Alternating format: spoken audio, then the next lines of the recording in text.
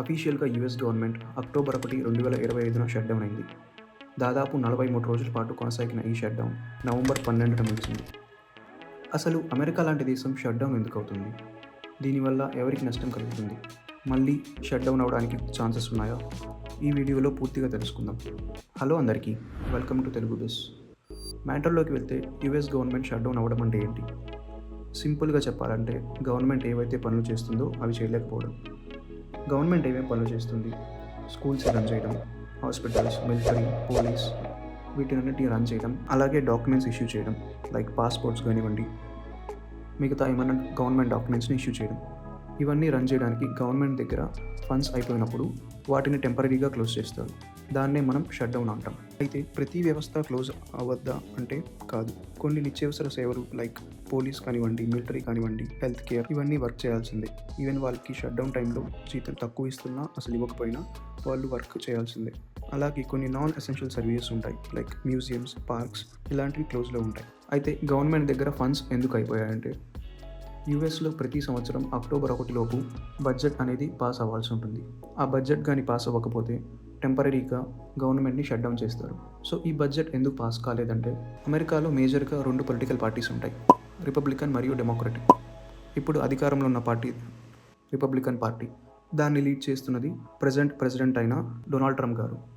అయితే ఈసారి బడ్జెట్లో డొనాల్డ్ ట్రంప్ గారు ఏమని ప్రపోజ్ చేశారంటే హెల్త్ కేర్ ఇన్సూరెన్సెస్ని మరియు ప్రీమియమ్స్ని చాలా సబ్సిడీ ధరకు గవర్నమెంట్ ఇస్తుంది. దీనివల్ల ప్రభుత్వం పైన చాలా భారం పడుతుంది అండ్ దీన్ని రిమూవ్ చేయాలని ప్రపోజ్ చేశారు. అయితే ఇది అపోజిషన్ అయిన డెమోక్రటిక్ పార్టీకి ఏమాత్రం నచ్చలేదు. మీరు వీటిని ఎలా రిమూవ్ చేస్తారు? ఒకవేళ చేయాలనుకున్నా చాలా ఫ్యామిలీస్ ఇబ్బంది పడుతుంది. సో మీరు ఫేజ్ వైజ్ మేనర్లో స్లోగా రిమూవ్ చేయాలి అని చెప్పారు.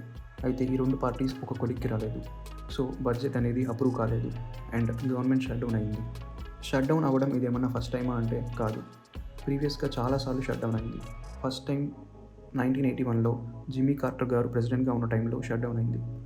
తర్వాత నుంచి వేరియస్ ఇష్యూస్ వల్ల చాలాసార్లు షట్డౌన్ అయింది అండ్ రీసెంట్గా 2020లో 35 రోజుల పాటు షట్డౌన్ అయింది. అదే అప్పటి వరకు ఉన్న వాటిల్లో లాంగెస్ట్ షట్డౌన్. అప్పుడు షట్డౌన్ అవ్వడానికి కారణం మెక్సికో బార్డర్ ఇష్యూ. అప్పుడు కూడా డొనాల్డ్ ట్రంప్ గారు పవర్లో ఉన్నారు. అయితే 2025లో అయిన షట్డౌన్ ఆ రికార్డ్ని కూడా బ్రేక్ చేసింది. అక్టోబర్ 1న మొదలయ్యి నవంబర్ 12న ముగిసింది. అంటే దాదాపు 43 రోజుల పాటు కొనసాగింది. 2019 ముందు వరకు షట్డౌన్ ఎత్తేసిన తర్వాత గవర్నమెంట్ ఎంప్లాయీస్కి శాలరీ పే చేయాలంటే సపరేట్గా మళ్ళీ కాంగ్రెస్లో బిల్ పాస్ చేసి అది అప్రూవ్ అయ్యాక మాత్రమే వాళ్ళకి శాలరీస్ వచ్చేవి అండ్ అవి కూడా చాలా డిలే అయ్యేవి. కానీ 2000 తర్వాత నుంచి ఫ్యూచర్లో ఏ షట్డౌన్స్ వచ్చినా గవర్నమెంట్ ఎంప్లాయీస్కి వాళ్ళ శాలరీస్ ఖచ్చితంగా ఇవ్వాల్సి ఉంటుంది. అలా ఇవ్వాలని 2019లో బిల్ పాస్ చేశారు. గవర్నమెంట్ ఎంప్లాయీస్కి ఖచ్చితంగా శాలరీ వస్తుంది, వాళ్ళు పని చేసినా చేయకపోయినా.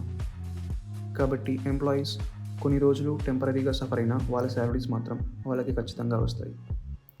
ఏదేమైనా ఫైనల్గా 12 నవంబర్న షట్డౌన్ ఎండ్ చేశారు.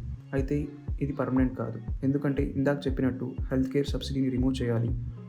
దాన్ని ఇంకా 2 పార్టీస్ ఒక అగ్రిమెంట్కి రాలేదు. బడ్జెట్లో ఆ అంశం ఇంకా ఫైనలైజ్ కాలేదు. కానీ ఎంప్లాయీస్కి జీతాలు లేక ప్రజల్లో స్పెండింగ్ పవర్ తక్కువ అవుతుందని, ఎకానమీ దెబ్బతినవచ్చని జనవరి 30, 2026 వరకు అన్ని శాఖలకు ఏ ఇబ్బంది లేకుండా ఫండింగ్ ఇవ్వాలని డిసైడ్ అయ్యారు.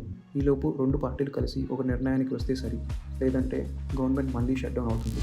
ఈ వీడియో నచ్చితే లైక్ చేసి మన ఛానల్ సబ్స్క్రైబ్ చేయండి. అలాగే మీకు ఏమైనా డౌట్స్ ఉన్నా లేదా ఫీడ్బ్యాక్ ఇవ్వాలనుకున్నా కింద కమెంట్ చేయండి. మరి నెక్స్ట్ వీడియో కలుసుకుందాం. అంతవరకు టేక్ కేర్.